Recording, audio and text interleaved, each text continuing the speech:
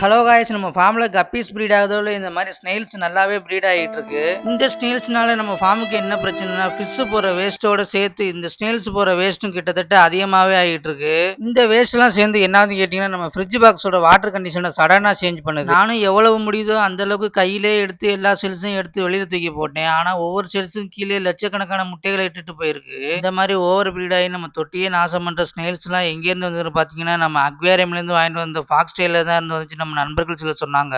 சரி, இந்த ஃபாக்ஸ் டெயிலேருந்து தான் பிரச்சனை போல இருக்கு அப்படின்னு இந்த ஃபாக்ஸ் டெயிலை உடனே நம்ம தொட்டிலேருந்து காலி பண்ணிட்டேன். இதை எப்படியாச்சும் சரி பண்ணி ஆகணும் அப்படின்ட்டு நம்ம பாவங்க பக்கத்தில் உள்ள அக்வேரியம் ஷாப்பில் போய் கேட்டிருந்தேன். அவங்க சொன்னாங்க, இந்த ஃபாக்ஸ் டெயில பொட்டாசியம் பர்மாங்கனேட் போட்டு க்ளீன் பண்ணி போடுங்க, சரியாயிரும் அப்படின்னு சொன்னாங்க. க்ளீன் பண்ணி போட்டும் இந்த ஸ்னெயில்ஸ் திரும்ப திரும்ப வந்துகிட்டே தான் இருக்கு. எப்பவுமே பளபளப்பா இருக்கிற நம்ம ஃப்ரிட்ஜ் தொட்டியும் இந்த ஸ்னெயில்ஸ் வந்ததுக்கப்புறம் ரொம்பவே டர்ட்டியா அழுக்கா மாறிடுச்சு.